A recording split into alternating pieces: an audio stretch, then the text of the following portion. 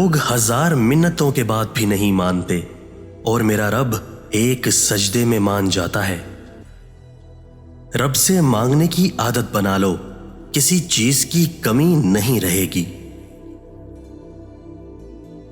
एक अलग सा सुकून मिलता है जब अल्लाह के खौफ से इस्तग़फ़ार के आंसू आंखों से निकल आते हैं। अल्लाह के हर फैसले में हमारी बेहतरी होती है, इसलिए शिकवा नहीं, शुक्र अदा किया करें। जब सुकून की तलब सताया करे तब लोगों को नहीं, अल्लाह को याद किया करो।